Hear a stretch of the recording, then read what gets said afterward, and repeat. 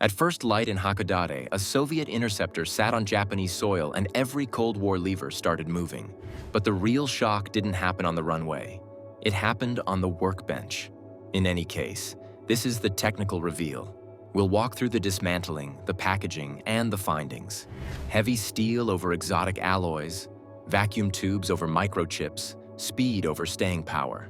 One way or another, that data reshaped the F-15's priorities.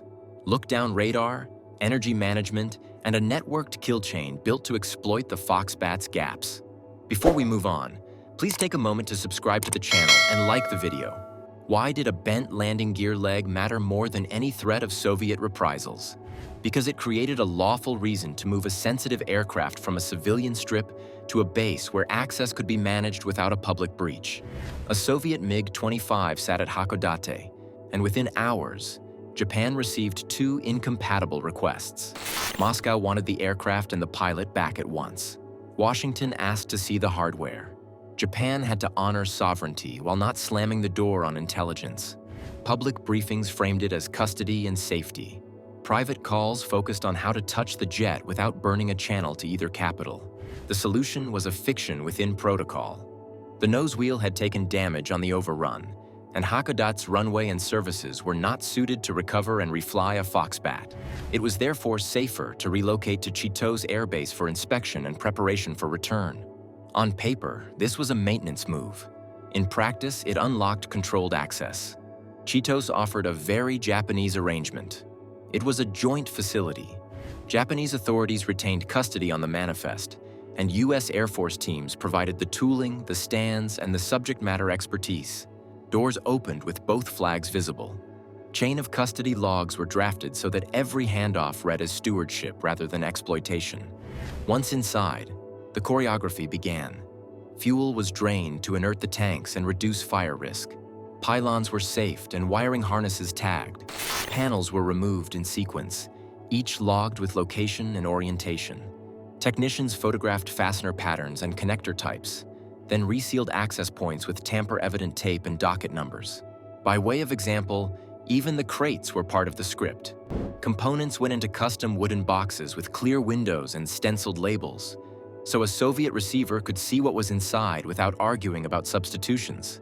The airframe could be reassembled, and the documentation trail said, handled, preserved, returned. The audience expects covert theatrics. What actually mattered were forklifts, manifests, and jurisdiction.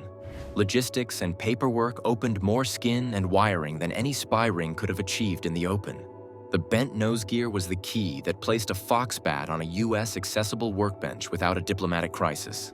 With access secured, we can now move on to what the first open panels actually showed, starting with the material choices beneath those access doors. Western analysts expected exotic titanium. Instead, the scales on the workbench climbed under thick nickel steel plates.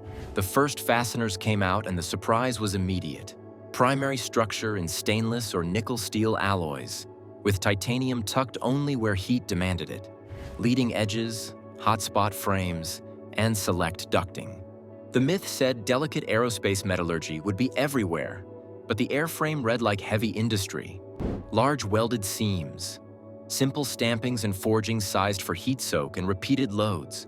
It was therefore heavier than Western assumptions, but it was also straightforward to build in quantity and straightforward to repair with line tools and welders. This design logic tracked the mission. The aircraft had to sprint high and fast, absorb aerodynamic heating through mass, and keep shape under sustained dynamic pressure. Steel tolerates heat and keeps its properties well above the temperatures that soften light alloys, and it costs less to procure and machine at scale. If you sum that up, you get an interceptor that accepts weight for repeatable production and predictable maintenance. Open the engine bays and the philosophy holds. Twin Tumansky R-15 turbojets filled the boat tail with thrust and fuel burn. They produced huge power at altitude, but with high specific fuel consumption. Crews knew the speed envelope. Brief runs near Mach 2.8, with pilots warned that pushing toward Mach 3 invited thermal risk and component distress. Range and endurance paid the bill. A large fuel fraction disappeared quickly when the throttle stayed forward, and the inlet engine pairing favored high-altitude, high-Mach flow states. Subsonic efficiency was poor, and loiter time was tight unless the pilot throttled back early. The airplane behaved like a sledgehammer. It hit hard in a narrow window and asked to go home. By way of example, the high-altitude dash that could threaten SR-71 type profiles was feasible in a carefully managed intercept, but routine patrol work at mixed altitudes became structurally and logistically costly. More sorties, more inspections, more time on jacks. By this point, the weight and heat strategy fully explained the imposing top speed and the short legs that followed it. One way or another, the teardown closed the first question. Western teams found a steel-centric interceptor designed to sprint, not to roam. Structure and propulsion had drawn the map. The next constraints sat behind the radome and around the pilot's elbows. Why would a frontline interceptor in the 1970s use vacuum tubes instead of integrated circuits? Because the first opened bays showed modules the size of lunchboxes, latched and safety wired, built around tubes that shrugged off heat, radiation, and dirty power in ways first-generation solid-state often did not. Technicians saw plug-in racks, big harnesses, and generous spacing for cooling, and they could pull and replace a subassembly without delicate handling. To Western eyes, the approach read as old technology, but the environment set the rules. A high Mach climb loads the avionics with thermal spikes, and a nuclear-era doctrine demanded resilience against electromagnetic pulse and power transients. Tubes, with high voltage margins and simple failure modes, tolerated those insults. It was therefore a ruggedized architecture you could service on a cold ramp with minimal test gear. The radar told the same story. It pushed power well for lookup detection at altitude, where the air is clean and the background is dark. But look down suffered because clutter rejection and onboard processing lagged behind pulse Doppler sets. The scope could find a bomber overhead. It struggled to pull a low flyer out of ground returns without steady, high-contrast geometry and help from outside control. Weapons and guidance followed that logic. The cockpit and nose layout favored frontal engagement.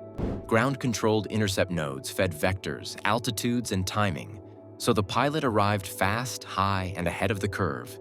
Then the onboard radar provided terminal lock. That meant less emphasis on agile, multi-role sensors and more on a reliable straight-ahead intercept chain that worked in the band of performance the airframe owned. Think of it like a specialized high-speed camera. At one shutter speed, it freezes the scene with precision, but outside that setting, the image blurs. By this point, the operational picture is clear. Strong against predictable high-altitude targets, disadvantaged against maneuvering or low-altitude fighters that Western pulse Doppler radars could track through clutter.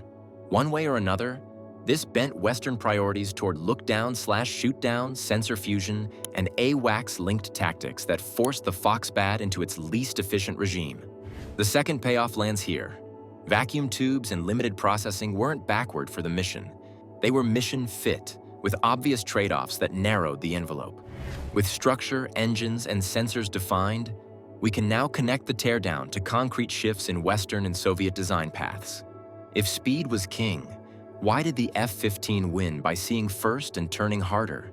Because by this point, Western planners had real data. The teardown cut through rumor. Raw dash speed didn't dominate a mixed altitude fight where targets could be low, maneuvering, and dispersed. It was therefore a planning problem about sensors, endurance, and the ability to hold energy through a series of engagements rather than a single run. The myth of an unbeatable superfighter faded as analysts mapped the Foxbat's strengths to a narrow band. Fast, high, and frontal. Everywhere else, its penalties showed up. Short legs, limited look-down radar, and a cockpit workflow built around ground control timing. So the doctrine bent toward what hurt that profile. You see the pivot in funded priorities. Look-down/shoot-down radars, robust BVR envelopes, and the airframe agility to keep options open after the first merge. The F-15's architecture makes that obvious. A substantially larger radar aperture for reach and target discrimination.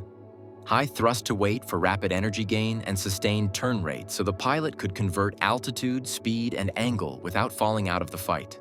And a cockpit with generous visibility to manage multi-axis threats while the radar sorted tracks. By the numbers, that stack lets a crew prosecute early, then stay on task if the intercept goes sideways. Networked control locked it in.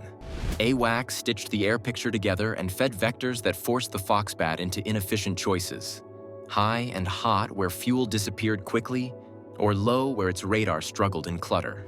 The kill chain became a system, not a duel, and it prioritized reliable BVR shots with follow-up options rather than a single perfect pass. Soviet design signaled the same lesson from the other side. The MiG-31 extended range, pushed sensor reach with a powerful phased array set, and added a second crew member to manage the workload. It traded some raw dash for endurance and coverage, and it could engage more targets across a wider set of altitudes. One way or another, that was an admission that mission success needed more than sprint speed.